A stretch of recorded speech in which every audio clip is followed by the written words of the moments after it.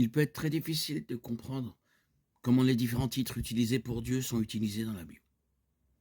Une partie du problème est que les différentes traductions de la Bible utilisent les termes de manière quelque peu différente.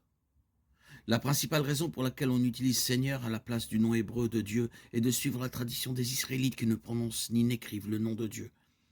Ainsi, lorsque le nom hébreu de Dieu, Yud-He-Vav-He, est utilisé dans l'Ancien Testament, Yahvé, les traductions anglaises utilisent généralement le mot Seigneur en majuscule ou en petite majuscule. De plus, comme l'hébreu ancien n'utilisait pas de voyelles dans sa forme écrite, il n'est pas tout à fait clair comment le nom de Dieu doit être orthographié ou prononcé. Il pourrait s'agir de Yahvé, de Jéhovah, de Yehovah ou d'autres choses. Seigneur est mentionné en majuscule ou en petite majuscule, et il apparaît dans les traductions. Dans l'Ancien Testament, il remplace en occurrence le nom hébreu de Dieu, Yahvé, connu sous le nom du tétragramme Yud-He-Vav-He.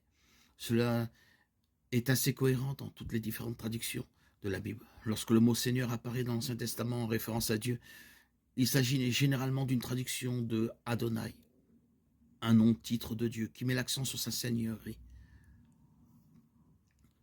Seigneur et Adonai sont de loin les deux traductions les plus cohérentes dans toutes les différentes traductions de la Bible. Dans l'Ancien Testament, lorsque le mot Dieu est utilisé, il s'agit généralement d'une traduction du mot hébreu général pour Dieu Elohim. Lorsque Seigneur Dieu apparaît, il s'agit généralement d'une traduction d'un double nom pour Dieu, Adonai, Yahvé. Le terme hébreu Yahvé, Adonai Sebaoth, est généralement rendu par Seigneur des armées. Le terme hébreu Adonai Shaddai est généralement rendu par Seigneur Tout-Puissant.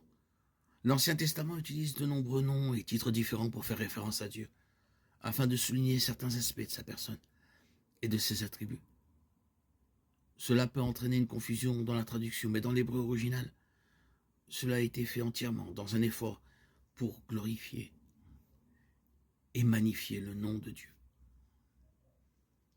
L'usage des mots Seigneur et Dieu dans le Nouveau Testament est beaucoup moins compliqué, presque universellement Dieu, qui est une traduction de théos, le mot grec général pour déité. De même, presque universellement, Seigneur est une traduction de kurios, le mot grec général pour maître.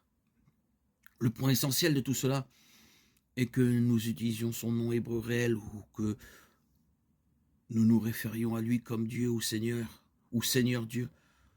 Nous devons toujours lui témoigner notre révérence et son nom